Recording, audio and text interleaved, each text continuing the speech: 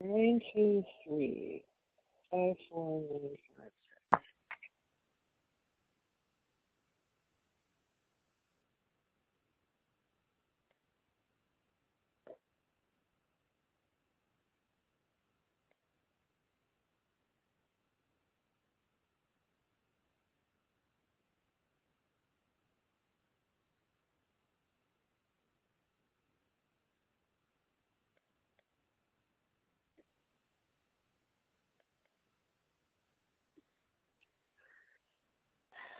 So I did the join the meeting, and I guess I just have to wait now.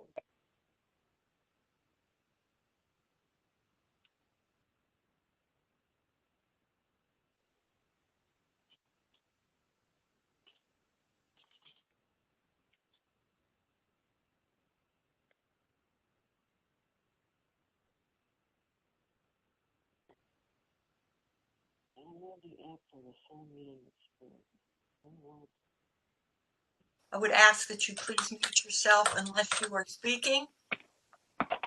And at this time, Roxanne, would you please call read the call of the public hearing, please?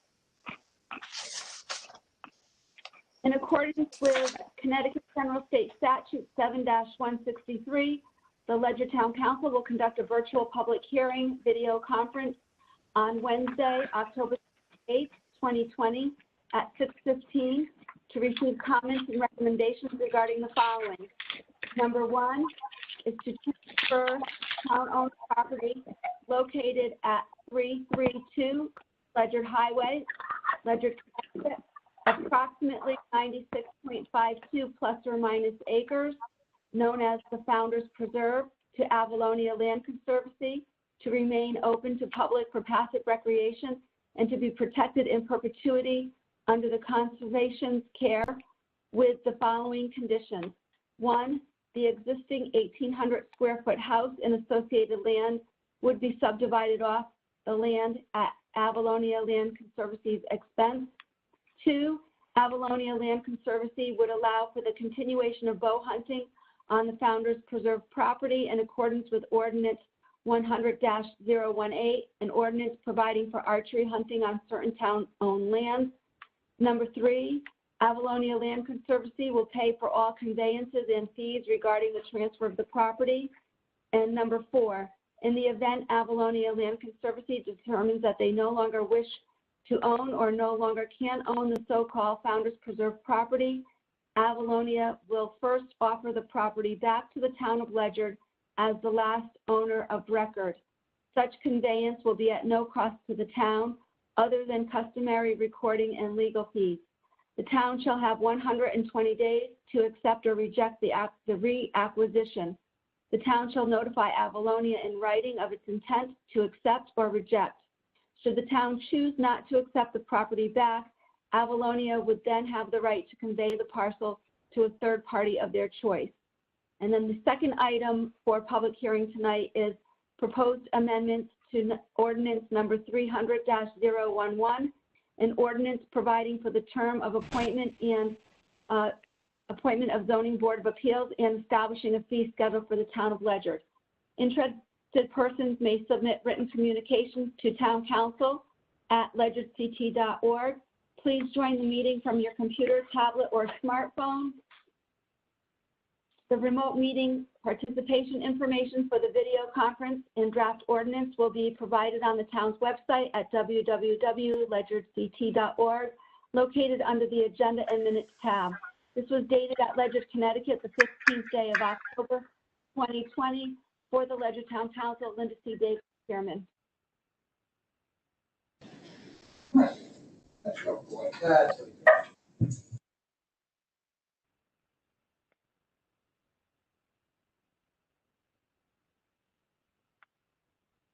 Thank you, Roxanne. I believe I have everybody muted, so we should not have any background noise.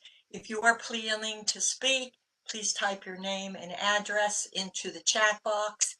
And at this time, I will ask Councilor Dombrowski to do a brief presentation.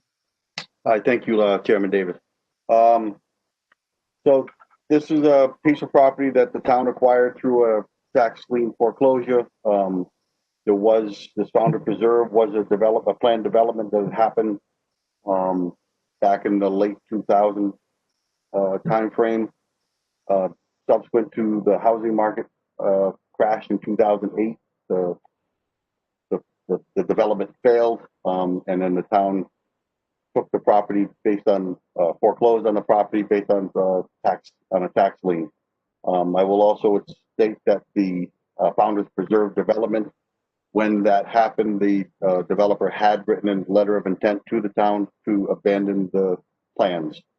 So they are no longer valid as they stand right now. But the idea was just to transfer this property to Avalonia. Avalonia being a good steward of properties that we've transferred from the town to open space to Avalonia in the past. They've shown to be great stewards of property for open space, maintaining it for public access, maintaining it as its natural conditions and things like that. So the idea was just to transfer this property over to Avalonia as a conservancy to remain in trust, to keep the land in open space. Really all I have. I don't know if anybody, Linda, if you have anything else you want to add. Nothing to add. Thank you, Councilor Dombrowski. Mr. Solms, do you have anything to add? Or were you speaking under public comment? So I was planning to speak after Mr. Treaster, who wrote a lengthy letter with reasons to vote no. So I would like to go after Mr. Treaster. Thank you. That's fine.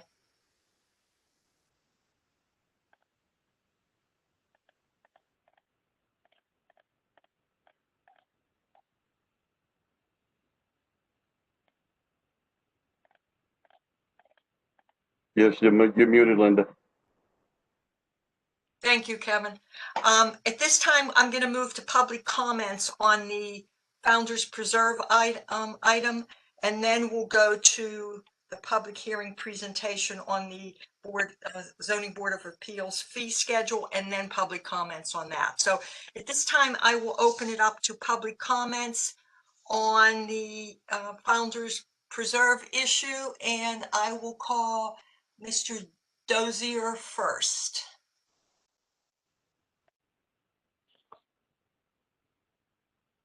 Hi there, this is Alex Dozier. I live at 340 Pumpkin Hill Road in Ledyard. I just wanted to vote my support for the transfer of this property to the Avalonia Land Conservancy.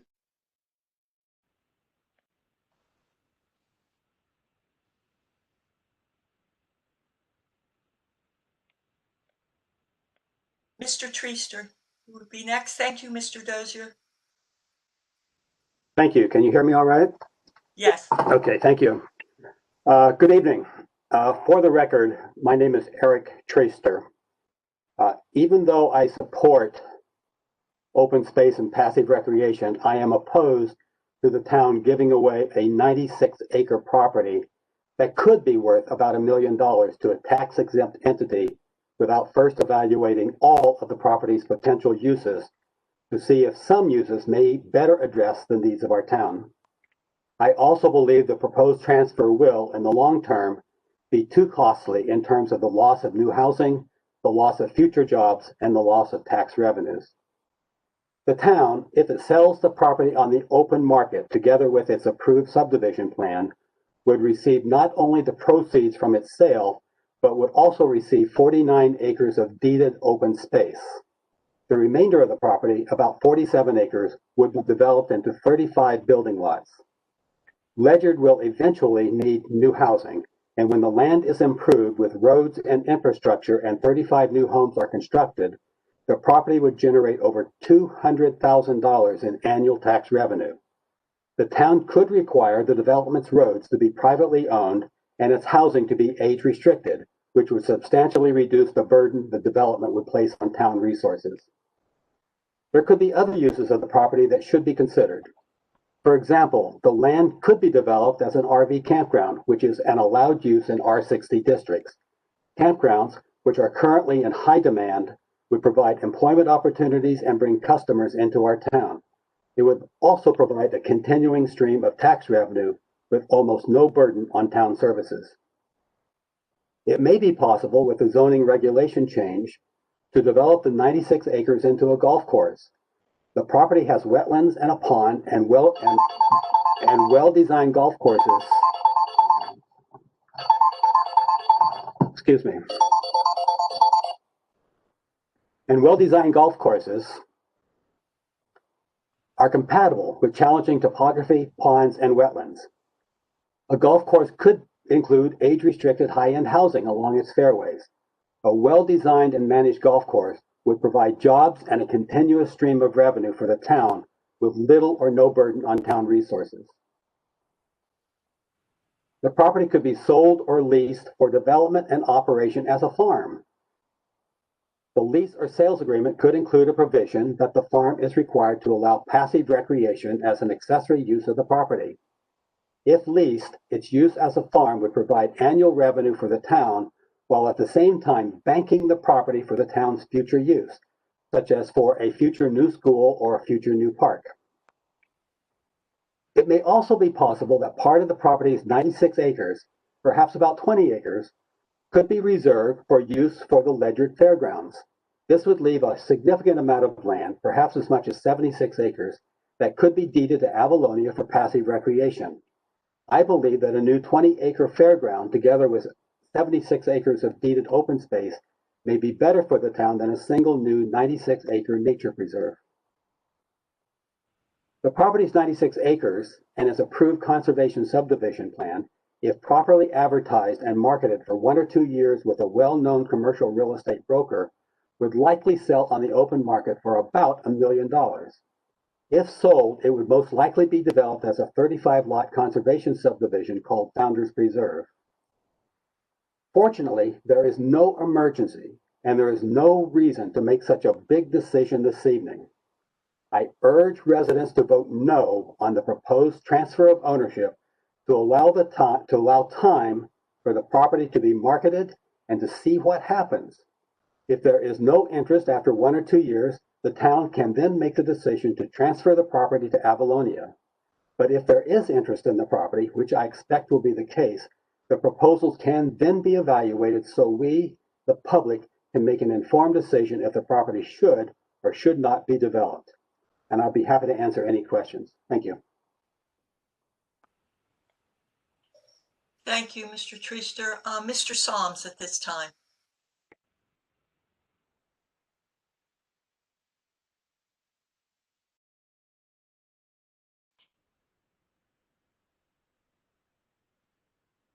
Sorry, trying to unmute. Thank you, Madam Chairman. I wanted to respond after Mr. Treaster because he sent his letter to the town council in advance. So I wanted to share some facts about the property itself. I've had a long history with this property. I've done a lot of work to try and get it preserved. So I want to answer some specific questions for Mr. Treaster. First of all, I want to point out that the subdivision was abandoned by the developer. It is questionable whether it's worth $1 million. It's highly questionable. After the subdivision was approved, the attorney for the developer commented that the cost to develop each lot would be $130,000, not including the cost of houses. And this is presumably the reason the developer never chose to move forward with the project. Regarding the tax revenue from new homes, article after article after article show that the cost to towns all over the country of providing services for residential housing, including education, in the past 20 years have been substantially higher than the tax revenue collected.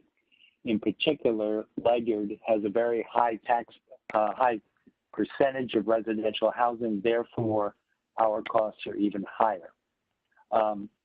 The developer received approval for the development, in 2007, and yet chose not to develop it. There has to be a reason. The developer also originally proposed affordable housing and withdrew that proposal before they proposed the 34 houses.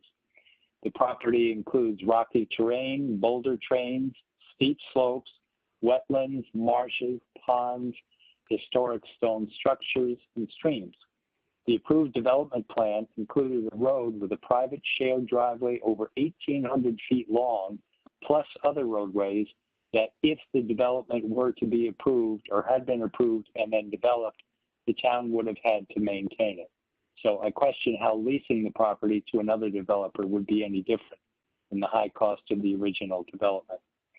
Since it was approved, and long after the development was approved, the property became a great blue heron nesting site with a rookery consisting of 15 to 19 blue heron nests on the upper pond.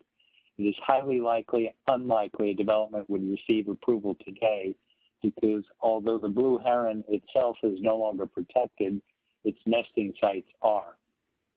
In response to campgrounds as proposed, private campgrounds in the area have been closing for years. The land is also not suitable for farming given the terrain, the boulders, the wetlands, etc. The only access to the property is through the house at 332 Colonel Ledyard Highway, which would have to be torn down. Therefore, the town could not recoup the value to the home by selling it if this were to happen. The land is not suitable for a fair due to the same access issues, slope, and the existence of wetlands, as already mentioned. The town has already set aside land for potential school development with better access and grades, which is also has been considered or could be considered for proposals for campgrounds, fairgrounds, and all of the other suggestions made. And I'm speaking specifically of the Clark Farm. Another idea of developing the property as a golf course, again, the slopes, the terrain, everything else makes that unsuitable, and golf courses are failing and being converted to residential housing all over the country. There were some other ideas. I won't take everybody's time with those, but I want to say also that the Groton Reservoir system is located on property with a long-term lease and has not been proven to have been a mistake, as was suggested in the original letter. I'm speaking obviously in favor of transferring this land to Avalonia. I worked very hard to transfer it to U.S. Fish and Wildlife for rabbit habitat, and I worked with the property owners who would have to give permission for heavy equipment to carry out Fish and Wildlife's plan. None of the abutting landowners were in favor of that proposal, and in addition, they would have had to give permission, and they were not willing to do that. And that's the reason we went from transferring this to Fish and Wildlife to Avalonia. I personally believe, actually I know that Avalonia will be a great steward for the land. Thank you. Thank you, Mr. Solms. Next, I have Mr. Holyfield. Hello, thank you. Hopefully you guys can all hear me. We can, thank you. Mr. Solms echoed a lot of my sentiments and hit a lot of my key points. I'm obviously in favor of this as well. I did see some exchange this morning on the internet, and I added to the discussion as well. I'm not in favor of any sort of development on this, given the sensitive nature of these ecosystems that we're trying to protect. And while I appreciate being mindful of sort of development opportunities, I also fear that creating things like golf courses and campgrounds create a lot of edge, and it's not really doing anything positive for the ecosystem that's there, which having hiked the property, I agree the terrain is rough and rugged and would likely not be appealing to a developer. And I think Avalonia is going to be a great steward in order to have this available for ultimately our kids and our grandkids down the road as preserved open space. Thank you. Thank you, Mr. Holyfield. Next up, Ms. Baldry. Thanks. So I am speaking also in favor of transferring the land to Avalonia Land Conservancy, and I'd like to tell you a little bit about myself. I'm a professor at the University of Connecticut. My research focuses on looking at land use practices and how they impact water quality in our local environment. And I'm also a member of the Governor's Council on Climate Change, working on the sub-working group on natural and working lands, which definitely applies here. So I could go on forever on this topic. I feel very passionately about it. It is definitely my life's work. But I will not do that. Instead, I'll just say shortly that maintaining large blocks of undeveloped land is critical to us. That land provides ecosystem services. It keeps the level of water in our wells high enough. It keeps our water clean, both our drinking water and our coastal water. And it provides services that we don't even recognize. Things like taking carbon out of the atmosphere, storing it in the ground. You get that from forests and natural lands. You don't get that from our turf on our lawns and from the roofs and driveways of our homes. So if we convert even small portions of our land to this developed land, we're losing a lot of services. Connecticut is on a trajectory as a state looking to reduce our carbon footprint. We're going to be reducing greenhouse gases by 80% by 2050. The governor is already looking at giving us credit for preserving natural lands and taking credit away from us for transferring those lands into developed lands. So all around, this makes a lot of sense. Avalonia, as has been mentioned, is a great steward of the land, and preserving this land provides a lot of benefits to us as residents of Ledyard. Thank you. Thank you. Mr. Woody. Thank you. I speak in support tonight of the transfer of the property known as Founders Preserve to Avalonia Land Conservancy. I wanted to mention briefly that the Planning and Zoning Commission did perform an 824 review on this transfer, did vote unanimously in favor of this transfer. The conditions of the approval added by the council are well conceived and serve to protect the town's own ongoing interest in the parcel. I would like to see the town continue to administer the bow hunting lottery and permissions on the property. It's a good and proven system to ensure fair and safe bow hunting on the property, and the town must continue the program anyways because of other properties under the ordinance. A minor change to the ordinance should allow the town to administer the lottery for non-town-owned property. Preserving this land in perpetuity as open space serves the goal of Ledyard to retain as much of its rural character as possible. The town has neither the will nor the funds to develop, protect, or manage the 100 acres of Founders Preserve as a public park, and Avalonia has served as a good steward of other pieces of land both in the town and the surrounding area. Nothing in this transfer of property prevents the town from being involved in preservation of features on the property, but importantly, it does not obligate the town to be involved. Instead, the town is able to remain at arm's length for any obligations while encouraging the work of land trusts to best steward the open space. It's also worth noting that nothing in this transfer prevents the involvement of other organizations to work with Avalonia to preserve important features on the property. In fact, it's likely that Avalonia is the best partner to work with any external partners to make sure the preserve is best managed for both recreation and conservation. Thank you.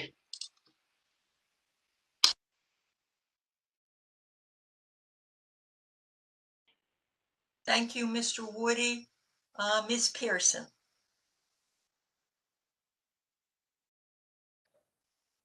Can you hear me? Yes, we can. Thank you. Oh, thank you.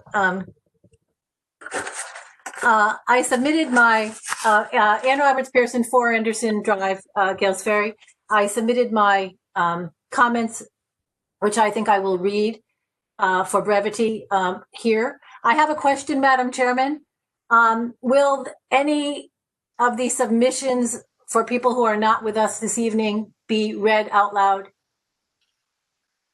I generally don't read the entire letters. We would be here quite a while. I have many. I generally just say Jane Smith submitted a letter of support. So if you have something in your letter you would like to share, you should probably do that. They are all up on the portal on the agenda. If you look, Roxanne frantically all day kept updating so they are all there. However, if you have something you want to say, I would suggest you do it. All right, I will say it, and then I will share that a letter came in late this afternoon that will help to support my comments. Okay, I did see that letter. Roxanne, did that one make it?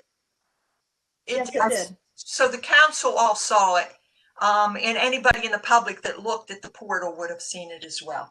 All right, and I will just reference it, Madam Chairman. That would be perfect. That would be perfect. I would just reference it, Madam Chairman, is referring to a letter from the U.S. Fish and Wildlife Service from Mark McGinney, Chief Division of Realty, of whom I am going to mention in my letter. On balance and in full disclosure, I will just state that I was president of Avalonia Land Conservancy from 2008 to 2011, and I'm still a lifetime member. And in addition, I was on the Ledyard Historic District Commission and the Ledyard Conservation Commission for many years while this property that we're talking about was trying to obtain subdivision approval by the town, starting way back in 2004, believe it or not, and ultimately it received approval in May of 2007. That said, this evening I would ask that this vote be delayed for the following reasons. The first reason is that it is my understanding that Avalonia Land Conservancy has not yet even voted to accept this property with the conditions, the 4 conditions mentioned in transfer. So I am told by another ex-president that the board meeting will take place only this very evening, where they will take up this issue. And the second reason is that I believe the voters of the town of Ledyard are most likely unaware that there is an alternative way to divest itself of this property, make a proper packet of money, and conserve it in perpetuity at the same time.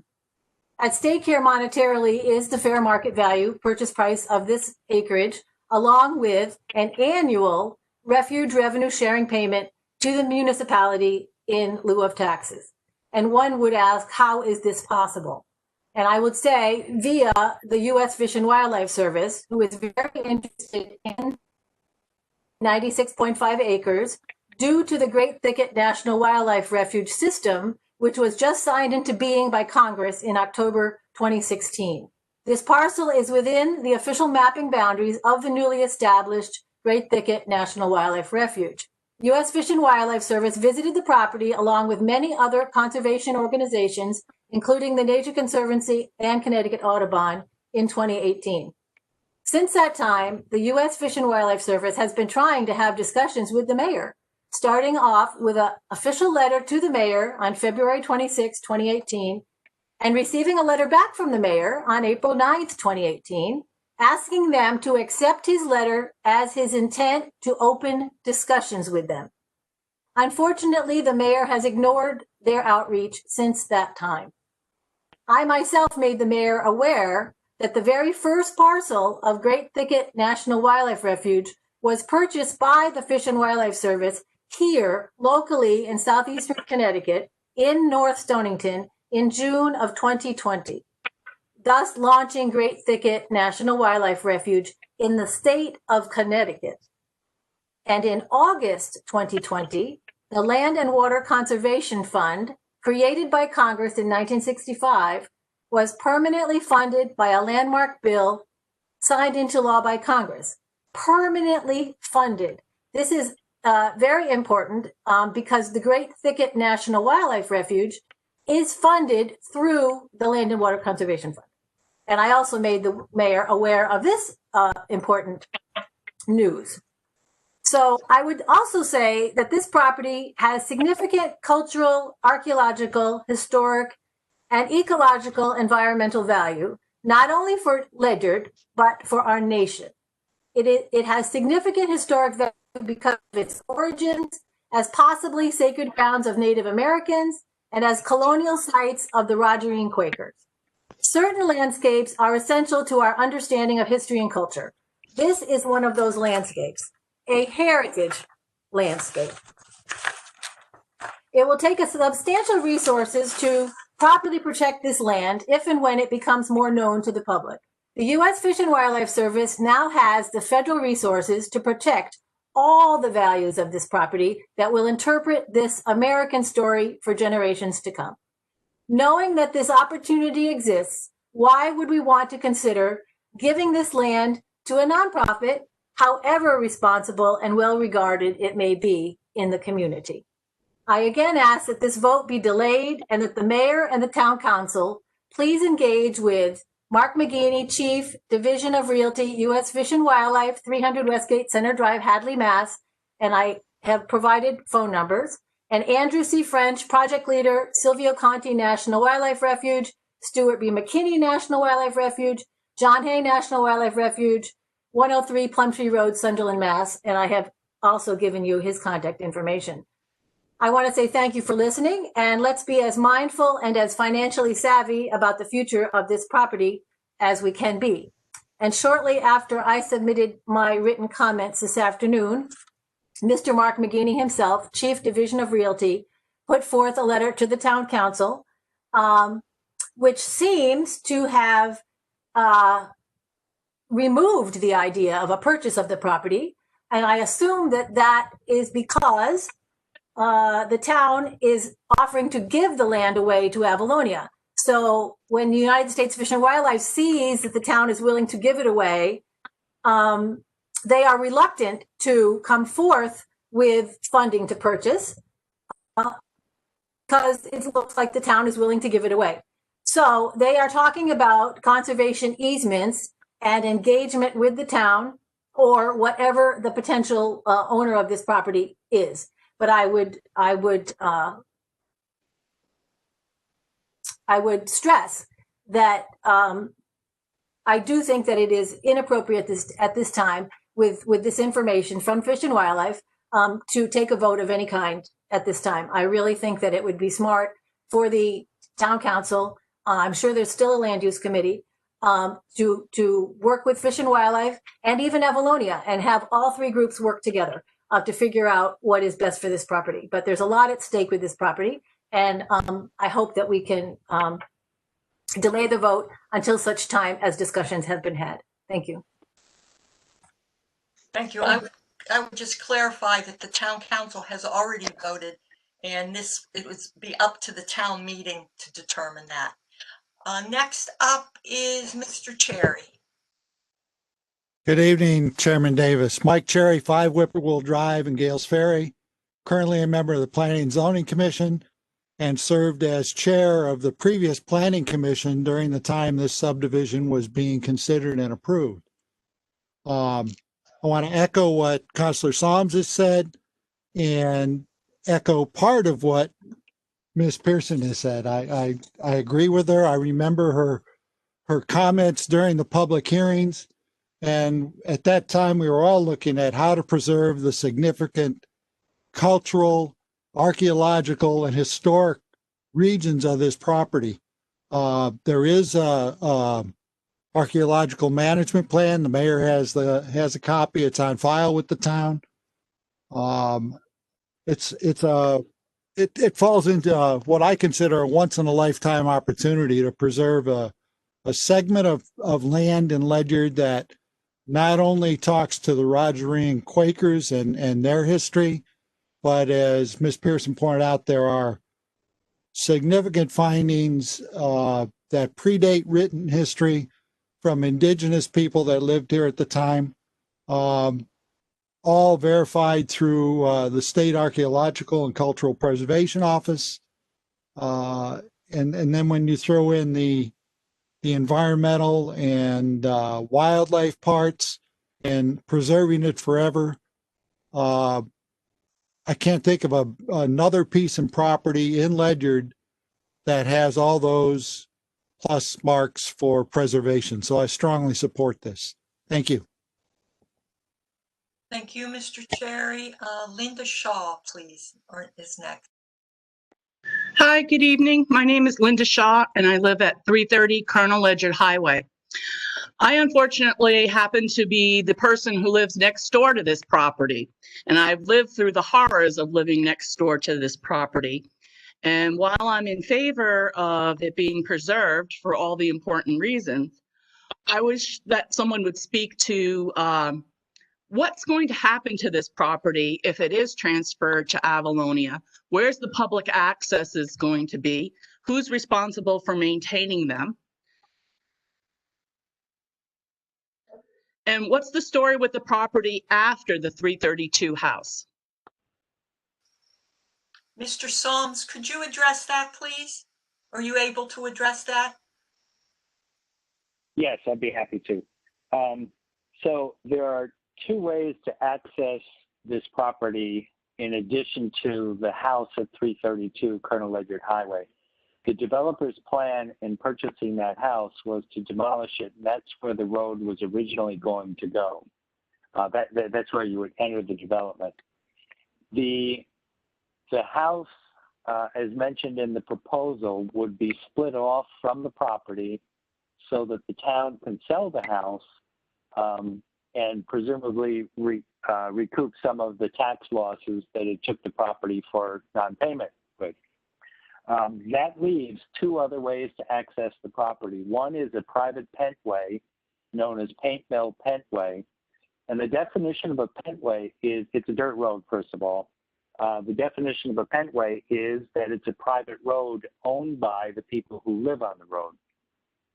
The other way to access the property is through the Cranwood Homeowners Association parcel of approximately 20 acres behind the Cranwood subdivision on Pumpkin Hill Road. So as I mentioned briefly, I have met with the people who live on the Pentway and also members, actually the officials of the Homeowners Association at Cranwood, and neither were comfortable with the idea of Fish and Wildlife's proposal to remove significant parts of the forest on this property using heavy equipment. And they were asking, Fish and Wildlife was asking if either the owners of the Pentway would permit them to use the Pentway to run heavy equipment in to remove trees, or if the owners of Cranwood Homeowners Association would allow them to cross the open space that Cranwood owns. As mentioned, none of the homeowner groups were interested in that proposal and were actually against it. That leaves no way to access the property without tearing down the house that we hope to sell. If it's so that's the reason that we shifted our attention from Fish and Wildlife and the rabbit habitat to Avalonia. As a property owner on the Pentway, right now that's the town, and Avalonia would presumably become the property owner, and therefore as a property owner abutting the Pentway, Avalonia could give permission for people to access the property over the Pentway. Access to that property has been available to the town residents for the past, I think it's 3 years now since we acquired the property. There is very little traffic. The discussions I've had with Avalonia is that they would create a small parking area at the end of the Pentway where people could park and then get out of their vehicles and walk the property. That is really the only legal access to the property as it stands today, unless the house is torn down. I hope I answered all the questions. Thank you, Mr. Soms. I am going to move on to Maria Engel. Hi, Linda. This is Maria Engel. I live at 331 Pumpkin Hill Road, and my property is adjacent to the parcel in question. Although I do support business development in Ledyard, in this case, I want to state my support to transfer this piece of land for conservation. Bill Soms referenced to a developer that had owned the property many years ago, and at the time, there were some reasons I didn't support the development of that subdivision. Gotta pay rent to the town of Ledyard. So the clear on that. Which included historical structures, nature, and wildlife habitat. So I just wanted to reiterate that I support the transfer of this land to conservation. Thank you. Thank you, Maria. Pam Ball. Hi, Pam Ball. I live at 674 Shoeville, so I'm not adjacent to the property. I'm simply a town resident. I only learned about this afternoon. I found Ms. Pearson's comments very interesting. My preference is that this land remain in its native state. I don't know enough information to say whether it's better to go through Avalonia or through Parks and Wildlife, if I have that right. But I definitely would not want to see this piece of land developed. I think there's probably probably a lot of other land that's in worse shape that could be developed, and I think we need to leave this as a treasure in the town. Thank you. Thank you. Let's see, Mary Graham. Hi, thank you, Mary Graham, 72A Long Pond Road over the east side of Ledyard. And I've been a resident for a long time. I'm very much in support of keeping this as native land, as one of the other speakers mentioned. I think it would be wonderful if there's some way to incorporate it into the Great Thicket Refuge, because that would be part of a national program. And I think we all benefit from being part of the national refugee programs. Avalonia is a wonderful steward, and I fully support any projects that they take on. So either way, I think that I would love to see the town go in that direction and not put it up for development. Thank you. Thank you. Mr. Engel. Hi. Hi, this is Scott Engel. I am at 331 Pumpkin Hill Road. My property abuts the parcel that we are discussing tonight. I'd like to state that my educational background is in wildlife science and natural resource management.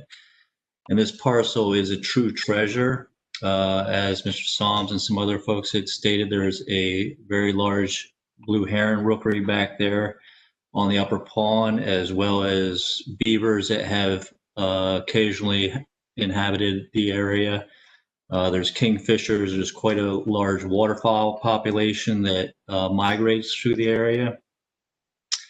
I would certainly question the value or the logistical aspects of developing the property based on the access to it, the slope of the property, the amount of wetlands on the property.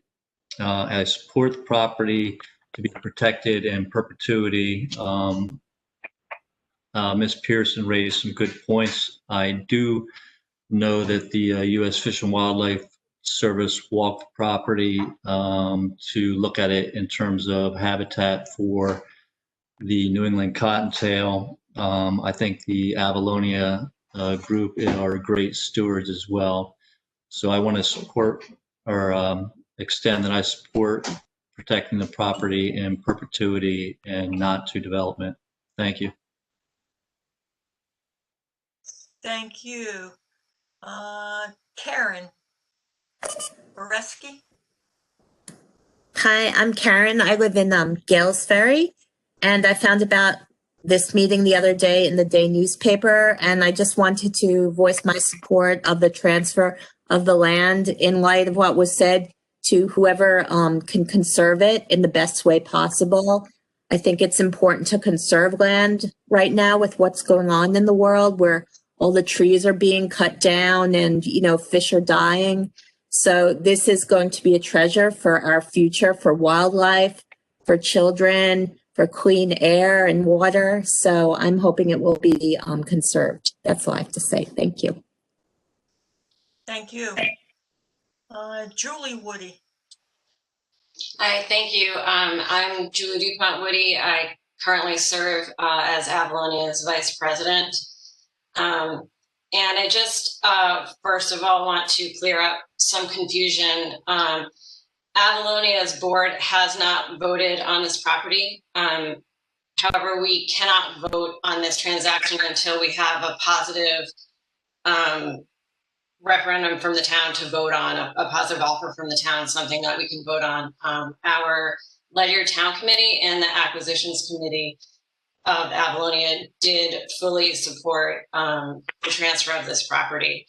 And we are aware of the extraordinary ecological value of this property for habitat, for clean water, and also for passive recreation.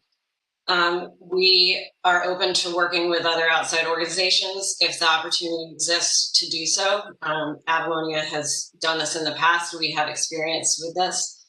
And so I think that obviously Avalonia is a great partner to the town with transactions such as this to preserve valuable open space. We've worked with the town over the years on many occasions, and we're looking forward to the opportunity to work with the town on this one as well. Thank you. Thank you.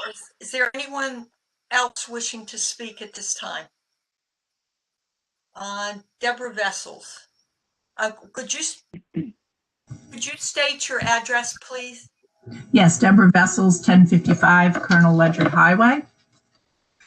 I would like to go on record supporting the transfer of this property, of the said property, to Avalonia Land Conservancy for preservation, for perpetuity for all citizens in our area to enjoy.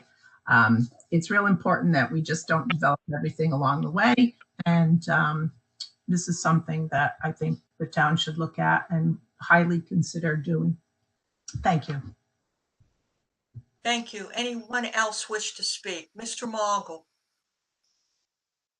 Your address, please. Mr. Mogul, you're on mute.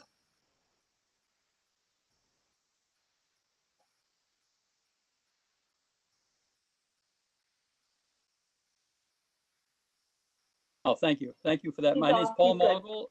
I'm at 827 Colonel Ledyard Highway in Ledyard, Connecticut, the other side of Colonel Ledyard Highway. I do not oppose this transfer of property.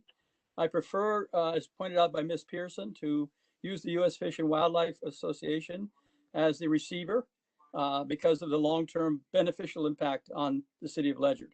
It will have an income. It'll have the best of the best in terms of development. Development is the wrong word, but of conserving the resources that are present in that piece of land. Ledyard has 40 square miles of property. Of the 40 square miles, about 2 are in water, 2 square miles in water. In September 2019, I was working on the PCOD of agriculture and found out through our own accounting office there that we have, Avalonia has about 433 acres in Ledyard at this present time. If you add another 100 to it, it's almost a square mile that Avalonia will have of the 38 square miles we have. We need to ask ourselves, how much of our land do we want to put into a nonprofit organization? Whereas the U.S. Fish and Wildlife Service will have a long-term income. Now, I understand we need, Ledyard has a lot of land to sell or to donate. However, I think it would behoove us to look at maybe limiting nonprofits to maybe 2 square miles of our 38 square miles. Just a thought. I do support the transfer, whether it's Avalonia or the U.S. Fish and Wildlife Service, but do prefer the Fish and Wildlife Service. Thank you. Thank you, Mr. Mogul. Anyone else like to speak at this time? Hearing none, what will happen now is Madam Chair? Yes. Madam Chair, Bill Solms, one more thing. Yes, I just wanted to add a little more facts for the record. Thank you. I also met with Mr. McGeaney from Fish and Wildlife, and with regard to historic stone structures on the property, when I mentioned preserving those to Mr. McGeaney, he said, don't use that word with the federal government. He said, we are required to remove all structures, so don't call them structures. And we haven't since, but that concerned me greatly, as did the plan to remove large parts of the forest for the habitat with the heavy equipment. And that's all I have. Thank you. Thank you, Mr. Solms. At this time, can I rebut? This is Ann Roberts Pearson. Can I rebut? Well, it wouldn't be a rebuttal, but you could make a comment. I just think that the Fish and Wildlife Service has not had substantive discussions on exactly what they would do or wouldn't do, or share the limit of what they could do. And I think if you could hear the types of things that they can do, you would be very surprised in their purchasing power, and then the things that they can accomplish. So when I hear these comments that the only 2 places that there could be an access to this property would be the paint mill or through the Cranwood. That's just not correct. There could certainly be an access through Colonel Ledyard Highway without destroying the house that you're talking about. They have legal and financial resources that the town will never have, that Avalonia will never have. And so it is, I would say, incorrect to state that there are only two possible accesses to the property. And I also would like to hear from U.S. Fish and Wildlife directly about any structural deterioration. I don't think that there were any substantive meetings. It is my understanding that when the mayor went and talked to the citizens of the Cranwood subdivision, he did not take the Fish and Wildlife Service with him so that they could speak for themselves. He spoke to that subdivision, and Lord knows what happened. Lord knows what he told them. So I'm very familiar with the Cranwood entry up to their 22 or 25 acre open space, which could possibly lead to access to this property, because many years ago they offered their open space to Avalonia, and we walked that property, and then they decided not to donate it to Avalonia. So there needs to be discussion with a federal agency to know exactly what they can and cannot do. But having a national wildlife refuge in your town is no small thing. It's a marvelous thing, and that will open up all kinds of other federal opportunities, the likes of which we don't even know. But I would say that if you had a piece of property like this in a town such as Ledyard that could stand the revenue and could stand the attention of a federal U.S. Fish and Wildlife Service, that we should at least spend some time addressing that, and with Avalonia as well. But I think we are very premature this evening to take a vote one way or the other. I think we need to step back, be more mindful, get more information, and then bring more information to the citizens of the town of Ledyard. And I'm a little surprised to hear that the town council has already taken a vote.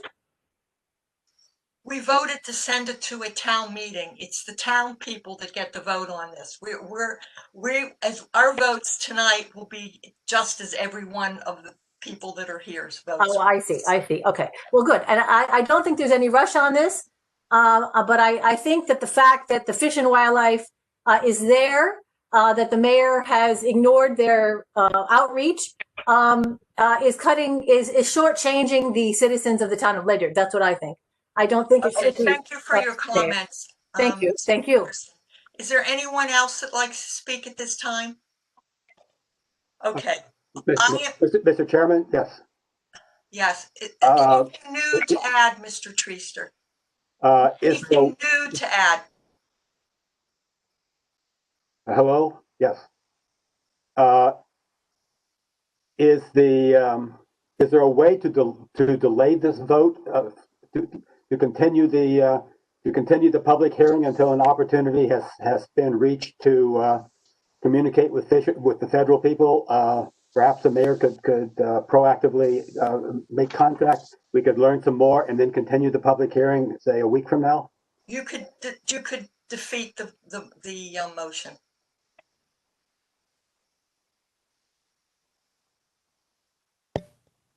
If the intent is to approve the transfer to somebody, which I understand, even though I disagree with it, but I fully understand it. But I think we need more information in order to make an intelligent decision. And if we could delay the vote until more information is obtained, it seems like as taxpayers and residents, we would be able to make a better decision. It's just my feeling that there's no emergency. There's no hurry. We don't have to do this tonight. And if we're going to do it, maybe there's an opportunity we can get some money from the federal government for this. And maybe it does have the resources and the talent to serve the town well. But we don't know, and it takes time to figure that out. So if there's any way to do it, I would urge that the vote be the only motion is to give it to Avalonia, and That's correct. and I think it's premature to make that decision with the knowledge that we have with a federal fish and wildlife entity that might be better for our town. I would suggest that if you feel that you want this delayed, then you should defeat the motion. Unless anybody else has another. Roxanne, do you have any suggestions if somebody would want to continue the public hearing? Mr. Cherry? I just have a point of correction. Everybody's talked about access to the property. We were fairly concerned about that when we approved the subdivision. If you look at the southeast corner of the property, it abuts open space from Groton that I think is managed by GOSA, Groton Open Space Association, but there is an open space pathway at the southeast corner. Used to go around that lot. That's no longer a lot. And there's Heather Glen Lane and Ledyard in Groton dead ends against this property. So there is opportunity for whoever controls the property to provide access to the property. Roxanne, do you have any other suggestions in terms of, my recommendation is that it be defeated if you want an opportunity to vote on something else, but I have to say, since I've been attending town meetings since 1984, probably, I've never seen one delayed. It's not like a zoning matter or where you can continue. I've never seen that happen at a town meeting. And that's a lot of years of town meetings and a lot of years of being the moderator at a town meeting. So I defer to you, Roxanne, if you have any, if I'm wrong on that. Right, yes, that would probably be the course of action. So if folks wanted to have another opportunity to consider something else, then, if they vote it down, you could come back with something else. Okay, thank you. But Let's see. Before you close the public hearing, we still have to talk about the ordinance. That's correct.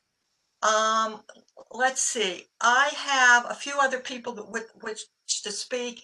And Roxanne, just so you know, there's a whole lot of people trying to get into the town council meeting, and they're texting me and I'm letting them know we're still in the public hearing. So if you get any texts or calls, that's what it's about. Let's see, Mr. Mardick. Hello, can you hear me? Yes. Address is 59R-2 Long Pond Road South. I am certainly in favor of not developing this property, but I would have to agree with Mr. Treaster with what he just said. It seems to me that this whole thing is just Avalonia or bust, and with a lot of the comments made tonight, it seems like there are possibly some other options on the table that may or should be further explored before a decision is made tonight. And that's all I really have to say. Thank you. Pam, did you have something to add?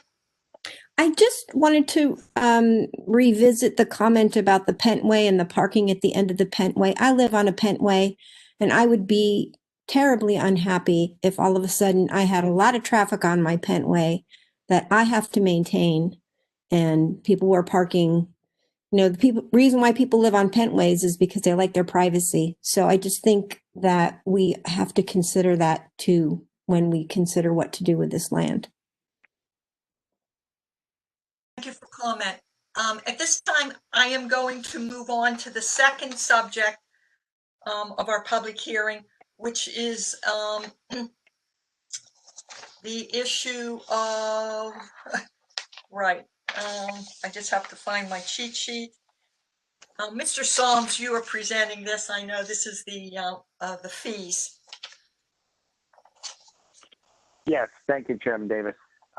So periodically, the town of Ledyard updates its land use fees. These include fees for permits for various, with various departments within the town, commissions, inspectors, et cetera. Things like permits for building, permits for applying for a development. And so we recently undertook that exercise again to make sure that the town is competitive with other towns in the area. We don't want to be the lowest, we don't want to be the highest. And all of the land use commissions and boards have reviewed the land use fees. The town council has also restructured their ordinances so that they're easier to maintain, read, and research. And what we are doing with this, these land use fees, is attaching them to an ordinance as an appendix so that it's easier to maintain our ordinances going forward. The planning director has provided professional staff comments, as have the other land use professionals. So this is, at this point, an opportunity for people to comment whether they think any of the fees are too high, too low, should be changed, et cetera. And then the town council can vote on that. So this is different from the public, or I'm sorry, the town meeting that we're having about the Founders Preserve property. This is a public hearing that we're moving into to review and hear comments about land use fees, and then the town council will vote on those. Thank you, Mr. Solms. Does anybody have any comments on that?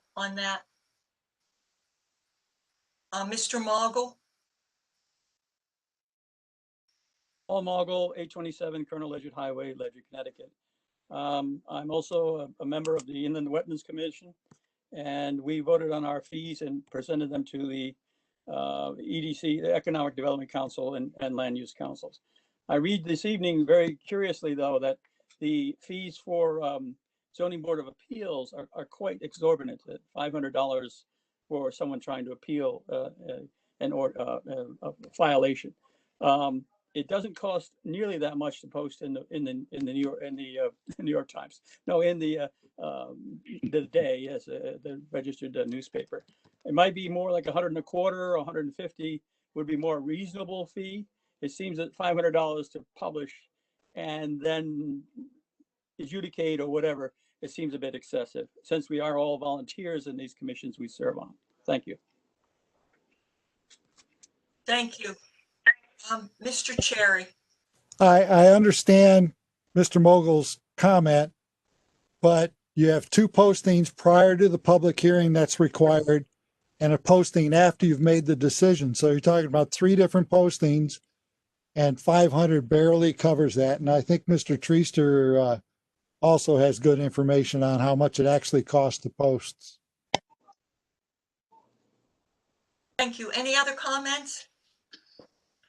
Hey, Woody. Oh, Mr. Woody, yes. Thanks. I just want to follow up with Mr. Cherry's comments that, yeah, the confusion is there as there's 3 postings required, and the land use department has gone through to make sure that those fees are in line with what it actually costs. Those costs are in line with what it costs for a zoning application that requires that same level of postings. So that's fairly consistent through the town. Thank you. Okay. Oh, Mr. Dombrowski. Yeah, the other thing I want to add too is that the real reason for the public hearing is because we are modifying the ordinance for ZBA, because their fee structure existed nowhere except on their applications itself. So the change to the ordinance was to make the fees for ZBA to be an appendix into their ordinance, which is consistent with all of the other land use conditions.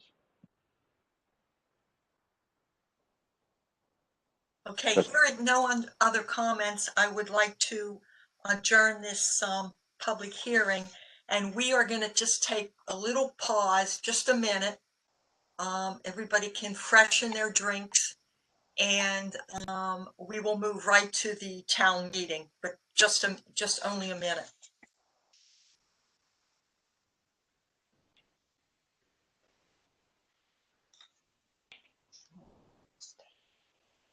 Chairman Davis, to be clear, we're exiting this meeting and starting a new one, correct? We are staying in on the same platform. Okay, No, thank you. Yes, we're closing the public hearing and then we're going to open the special town meeting, but we're staying in the same WebEx. Okay, Yes. thank you.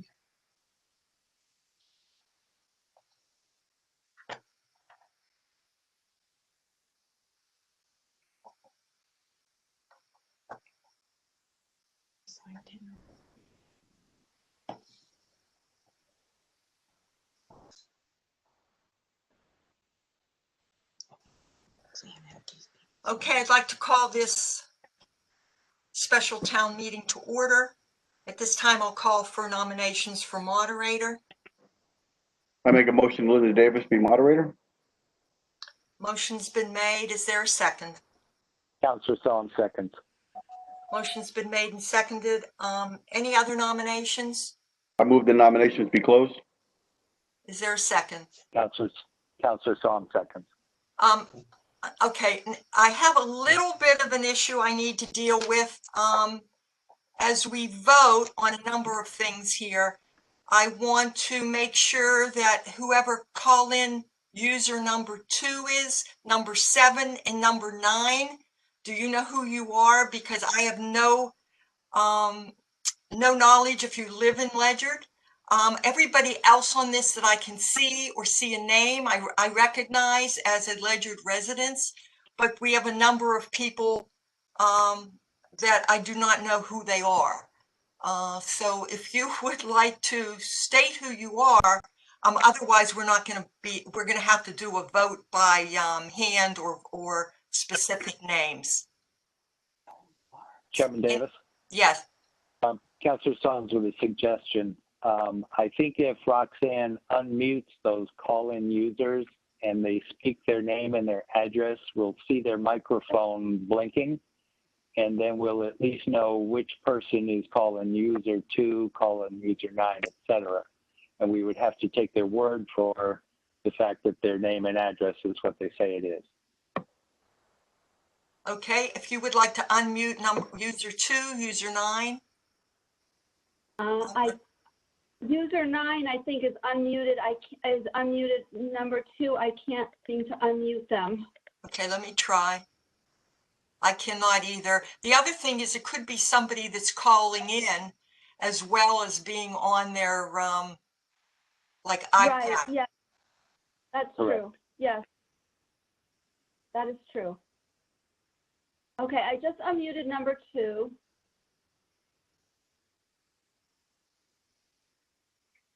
Okay, well, let's move forward and we'll see what happens as we get there. Okay. At this time, I would ask, let's see, for a vote on nominations being closed. All in favor? How about if you raise your hand? We can actually see most of you. If you are not on the screen, you may be able to just unmute yourself and say yes. Yes. Okay, I think that that passes, and then the next vote would be Linda Davis as moderator. Please signify by raising your hand or speaking. Thank you. Okay, Roxanne, would you please call the meeting? Read the call of the meeting. Yes. A virtual town meeting video conference of the electors and citizens qualified to vote in town meetings of the town of Ledyard, Connecticut will be held on the 28th day of October 2020 at 6:30 p.m. for the following purpose: to consider, discuss, and vote upon the following. Shall the town of Ledyard transfer town-owned property located at 332 Colonel Ledyard Highway, Ledyard, Connecticut, approximately 96 .52 plus or minus acres, known as the Founders Preserve, to Avalonia Land Conservancy, to remain open to the public for passive recreation and to be protected in perpetuity under the Conservation Conservancy's care, with the following conditions. 1, the existing 1,800 square foot house and associated land would be subdivided off the property at Avalonia Land Conservancy's expense. 2, Avalonia Land Conservancy would allow for the continuation of bow hunting on the Founders Preserve property in accordance with Ordinance 100-018, an ordinance providing for archery hunting on certain town-owned lands. Number 3, Avalonia Land Conservancy will pay for all conveyances and fees regarding the transfer of the property. In the event Avalonia Land Conservancy determines they no longer wish to own or no longer can own the so-called Founders Preserve property, Avalonia will first offer the property back to the town of Ledyard as the last owner of record. Such conveyance will be at no cost to the town other than customary recording and legal fees. The town shall have 120 days to accept or reject the reacquisition. The town shall notify Avalonia in writing of its intent to accept or reject. Should the town choose not to accept the property back, Avalonia would then have the right to convey the parcel to a third party of their choice. Dated at Ledyard, Connecticut, this 15th day of October, 2020. For the Ledyard Town Council, Linda C. Davis. Thank you. Hold on. Wait a minute, I forgot to read the next page. The remote meeting participant information for the video conference and draft will be available on the town's website at www.ledyardct.org, located under the Agenda and Minutes tab. That's it. Thank you. This time I will call for a motion. I make a motion to approve for the town of Ledyard to transfer town-owned property located at 332 Colonel Ledyard Highway, Ledyard, approximately 96.52 acres plus or minus, Founders Preserve, to the Avalonia Land Conservancy, to remain open to the public for passive recreation and to be protected in perpetuity under the Conservancy's care, with the following conditions. The existing 1,800 square foot house and associated land would be subdivided off the land at Avalonia Land Conservancy's expense. Avalonia Land Conservancy would allow for the continuation of bow hunting on the Founders Preserve property in accordance with Ordinance 100-018, an ordinance providing for archery hunting on certain town-owned lands. Avalonia Land Conservancy will pay for all conveyances and fees regarding the transfer of the property. In the event Avalonia Land Conservancy determines that they no longer wish to own or no longer can own the so-called Founders Preserve property, Avalonia will first offer the property back to the town of Ledyard as the last owner of record. Such conveyance will be at no cost to the town other than customary recording and legal fees. The town shall have 120 days to accept or reject reacquisition. The town shall notify Avalonia in writing of its intent to accept or reject. Should the town choose not to accept the property back, Avalonia will then have the right to convey the parcel to a third party of their choice. Is there a second, please? Councilor Psalm, second. Thank you. At this time, we normally have a presentation. Since we did the public hearing and the town meeting on the same evening, we generally just ask for a brief presentation, since I believe everybody here, we're all the same. So, Mr. Dombrowski, would you like to just say a few more words? Anything to add? Nothing really to add other than this is, as we've stated earlier, this is active property that was acquired by the town through a tax foreclosure on a former development property of 98 acres. The town has just has requested the residents to vote on transferring this property and conveying it to Avalonia Land Conservancy, as they have shown to be very good stewards of maintaining open space in the town on other parcels and in surrounding area communities as well. And I think that they would be a very good stewardship to maintain. As was stated in the public hearing, there are several issues with the property that make the topography very difficult to develop. And with the wild habitats and the water and the forestry, everything should be maintained as open space, and that is the town's desire from the council standpoint to maintain this as open space, and we think that Avalonia would be a prudent choice for this to have this property. Thank you, Mr. Dombrowski. At this time, are there any other final public comments or anyone new here that did not comment prior? I see a couple of new faces, or maybe one. Any other comments? Mr. Treaster. I just want to confirm that if we vote no on this, that the subject will be brought back. A no vote really means that we'll get more information from the federal Fish and Wildlife people to see what its options and what it's offering. Is that a? I just want to confirm that on the record. That's a fair assessment. Are there any other comments? I have one. Yes. Bruce Gartzka, 10 Pleasant View, Ledyard. I agree. I think there's no rush in this decision. I suggest that the town get a little bit more information before we make something final. Thank you. Thank you. Ms. Pearson, are you trying to talk? You need to unmute yourself. There we go. Can you hear me? Yes. Okay. I just wanted to say, yes, if we vote this down tonight, I have been following this property all this time and working with Fish and Wildlife to make this dialogue with Ledyard happen. And so they are willing to talk. It is our end that is shutting them down. So I don't feel that I am going to stop trying to promote Great Thicket National Wildlife Refuge for Ledyard. So if this gets voted down, I will stay on this like a hound dog. No, have no fear. I am not leaving the future of this property. Thank you. Thank you. And, Ms. Engels, Councilor Engels.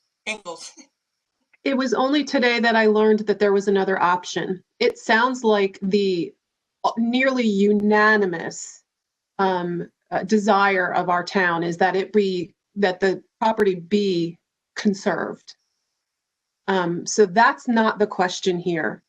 It sounds like the question is Avalonia, and we all agree too, Avalonia has been an excellent steward, so also not the question. I am persuaded that we need to do our due diligence on another option, and perhaps we do come back full circle to Avalonia, but I am going to be voting no because I want to do our due diligence and doing all of the homework with Fish and Wildlife Services. Thank you. Any other comments? Mr. Soms. Yeah, I just want to state again that I think there is a misconception about the idea that the Fish and Wildlife idea has just come up. There seems to be a disagreement or disbelief between Ms. Pearson and myself. I personally had many of those conversations with Fish and Wildlife.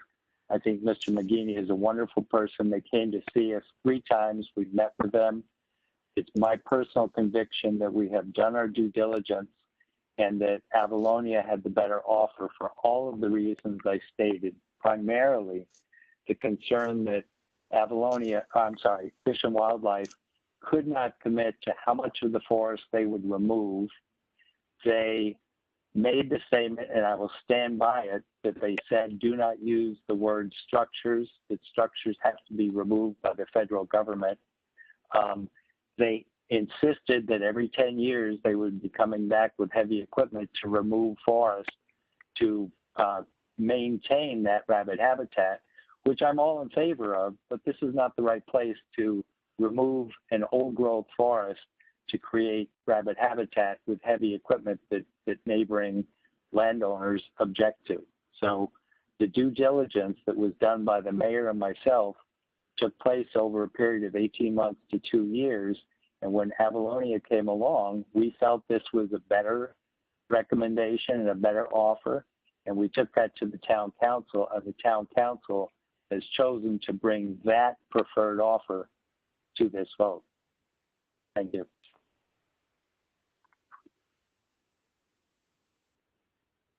Muted. Mr. Cherry. I strongly favor Avalonia, and there's a couple of reasons. I'll go back to my comments on historical preservation interest from indigenous people, the Rogerine Quakers. Councilor Psalms is alluding to the caverns that exist there. We heard a lot of testimony during our public hearings on this piece of property for the subdivision. And with Avalonia willing to preserve these, maintain the historical sites, follow the archaeological management plan, I think we'd be foolish to not proceed and to put all our thoughts in waiting to see whether the federal government will react and preserve those same sites. Thank you.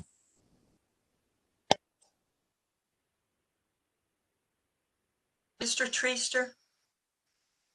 Anything new? I was wondering if anyone has any idea how much money the federal government might pay for the property. Just curious. Ms. Pearson? I don't know how much they're willing to pay, because the town just offered the land to Avalonia for $0. So the Fish and Wildlife are not fools. They're not going to dole out millions of dollars when the town has just offered it to a nonprofit for nothing. So if you read the letter of Mr. McGeaney today, it sounds to me like they are talking, working with the town, because the town, by offering it to Avalonia, sounds like they want to preserve it. So it looks to me, if you read that letter carefully, that they are looking for perhaps a conservation easement at no cost, and then putting their funding into managing the property, stewarding it, signage, all of that, finding the proper access. You never know what kind of funding they are actually going to have. But the Land and Water Conservation Fund is a multi-million-dollar fund that has now been permanently funded through Congress. But they're not going to throw money away. They're not going to dump a lot of money towards Ledyard in the purchase price, I don't think, because why should they? The town just offered it to Avalonia for free. So if we are willing to give it to them for free, why wouldn't we expect to work with Fish and Wildlife on that same type of level? But the funding that they would have would be to manage the property. And Avalonia has an awful lot of property to manage these days in the entire region. A lot of property to manage. Thank you. So the government is watching us, and they know that we're offering. That's scary. That's a reason for me to vote against. Vote against it. That's a scary thought, Mr. Cherry. Just a quick answer to Mr. Treaster. If you go to the town summary report for the property prior to subdivision, the property was assessed at $135,000. Post subdivision, while it had 35 lots on it, it was assessed at $680,000. So my fair assumption is, after abandoning the subdivision and no longer having building lots on it, it's worth somewhere in the neighborhood of the $135,000 in 2004. Thank you, Mr. Cherry. Anyone else at this time? One last thing. I just want to say that I think further discussion needs to be had. Not that I'm not trusting the mayor and I'm not trusting Mr. Soames, but I think the voters and the residents of the town of Ledyard are being shortchanged by lack of discussion. Lack of discussion. There has not been discussion since 2018 with the Fish and Wildlife. And things are changing rapidly. This funding has come in. Great Thicket now exists in North Stonington. I think we need information. I think knowledge is power. Ms. Pearson, I think you've made your point. Thank you. Does anybody else have any comments? Mr. Sebelia, unmute yourself. There you go. Thank you, Chairman Davis. My comment is pretty simple and straightforward. Avalonia has obviously a history of managing the properties that are under their care exceptionally well. Myself, having spent a lot of time in the woods on those properties, I really don't have anything negative to say about Avalonia. They obviously have their funding together. They obviously have the ability to do what they need to do to complete their mission. My other comment is I would much rather deal with a local nonprofit than the federal government. I just don't, I personally don't have a great feeling with U.S. Fish and Wildlife. For background, I have a degree in park management. I have a background in natural resource management. So I'm not just sitting here off the cuff making a comment. I think that it's important that it remain under local control. Thank you. Thank you. Any other comments? Ms. Baldry. Yeah, if you read the letter from the Fish and Wildlife Service, McGinney, it says they will not pay anything for that land. They will maintain and protect it, but they will not pay Ledyard anything for it. In addition to that, we're looking at Avalonia Land Conservancy leaving the land largely untouched, and that's very different than the Fish and Wildlife Service managing it for the benefit of one species, and that is rabbits. I'd also like to mention that just because a land trust owns land does not mean that it cannot become part of a wildlife refuge in the future. I'm working with land trusts right now, looking at incorporating some of their lands into the upcoming National Estuarine Research Reserve, which is going to be located partly in Groton and partly on the Connecticut River. So none of our choices tonight impact what that land can become in the future in terms of becoming part of a federal system. Thank you. Thank you. Any other comments? Mr. Dombrowski. Yeah, and the other thing I'd like to mention, when I read Mr. McGee's letter as well, it was very unclear, and I'd like to echo Jamie's comment, that number one, Fish and Wildlife, based on that letter, was not going to give the town any money. And in reality, they were not even going to take over the property. It was strictly a conservation easement that would be free provided to Fish and Wildlife for them to do what they would, and that they would maintain the property, but it would still retain ownership of the town. That's what I got from the letter. Okay, thank you. I apologize for muting a few people. We have some background noise. Mr. Engel, if you could unmute yourself. Thank you. I would just like to comment that on the fact that if the U.S. Fish and Wildlife Service were to remove structures, you cannot turn back the clock. Those historical structures back there in pristine condition, if some of the folks have or have not seen those, if they were to be removed, that's part of Ledyard history and the United States history that we'll never get back.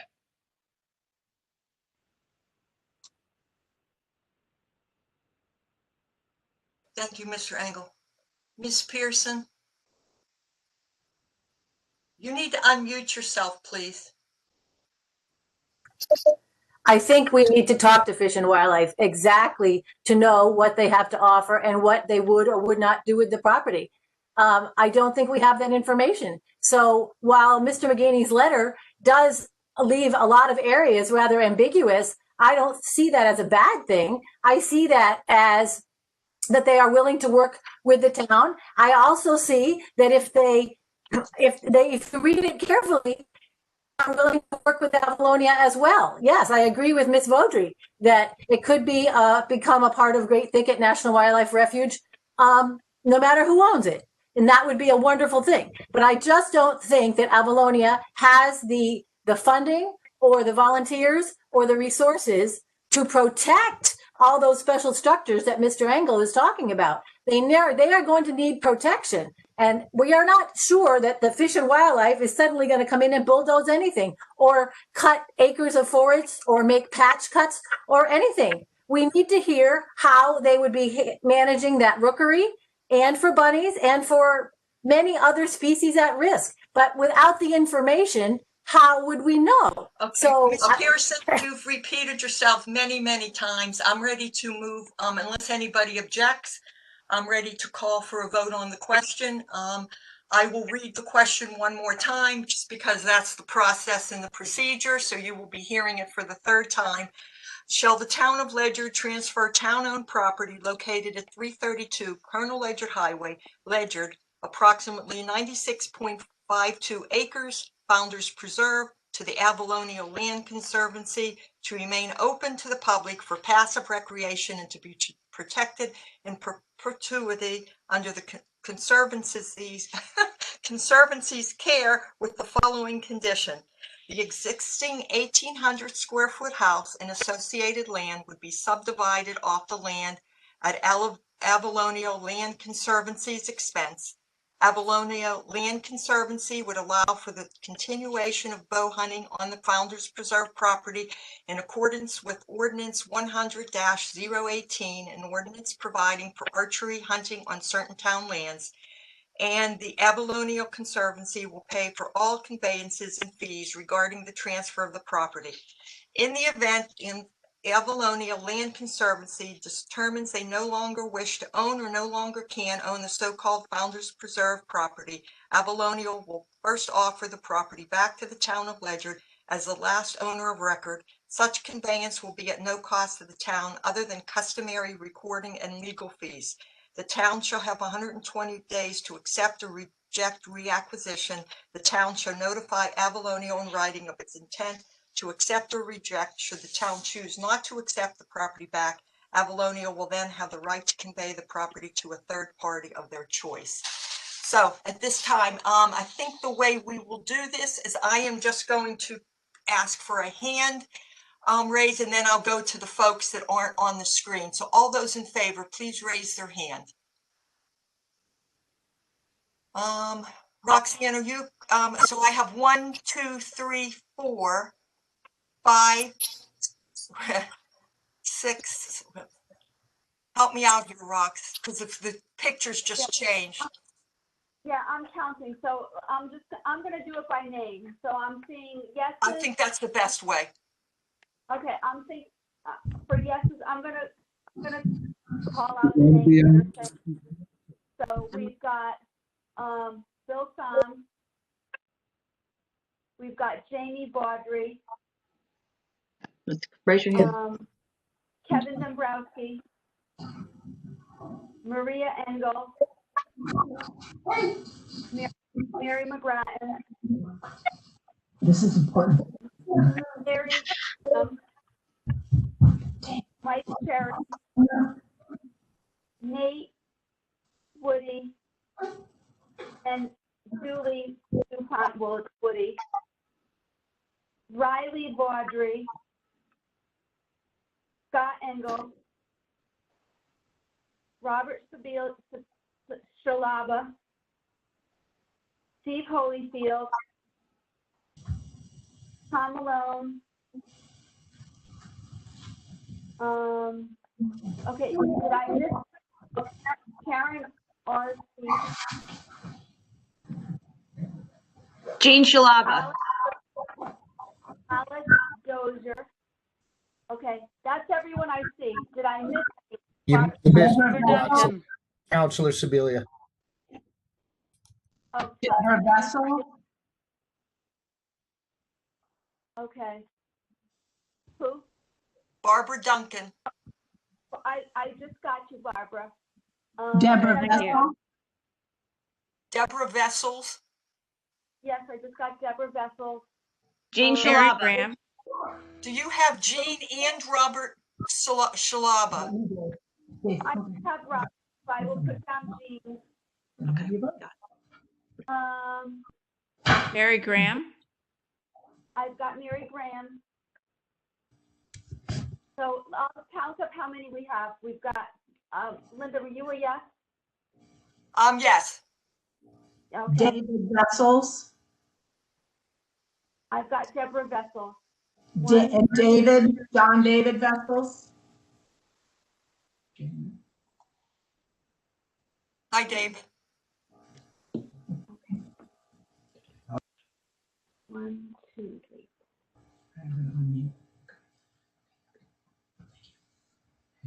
John and Jean Thomas, did you vote?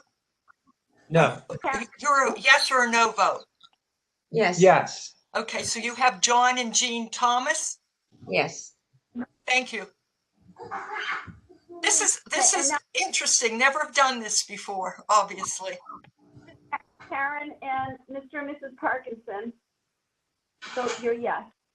Okay, so I'm just gonna read the names again. Listen up. I've got Bill Song, Jamie Vaudry, Kevin Dombrowski, Mary McGrattan, Mary Graham, Nate Woody, Julie DuPont Woody, can't remember, Scott Engel, Rob and Jean Sebelia,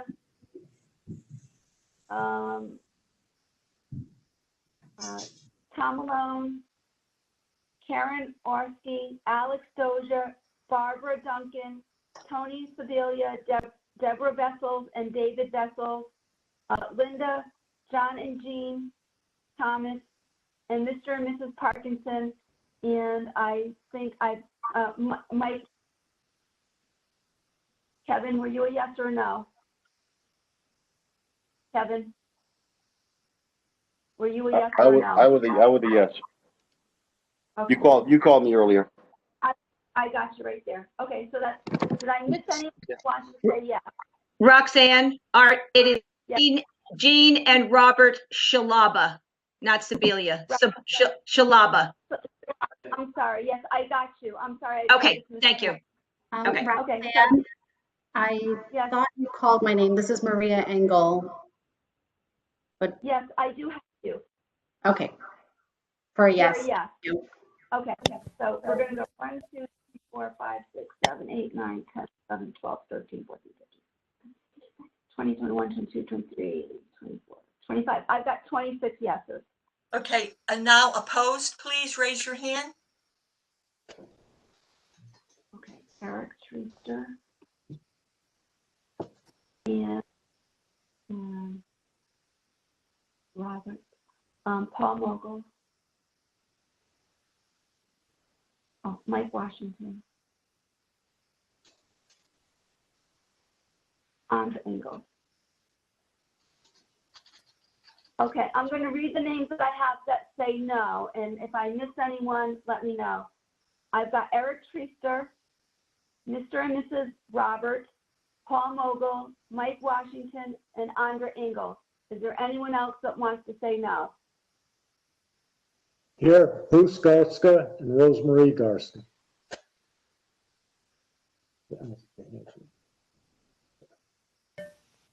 Okay, I'm going to read the no list one more time. Roxanne? Yes. It's Ann Roberts Pearson and my husband, Ray Pearson. Okay, Ann and Ray. Okay, so I've got Eric Treaster, Ann Roberts Pearson and Ray Pearson, Paul Mogul, Mike Washington, Andra Ingalls, and Bruce and Rosemarie Garska. Is there anyone else that I missed for no?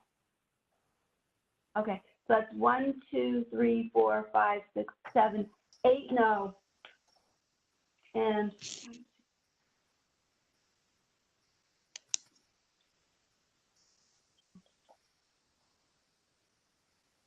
$26 yes. The motion carries. At this time, I'll entertain a motion to adjourn.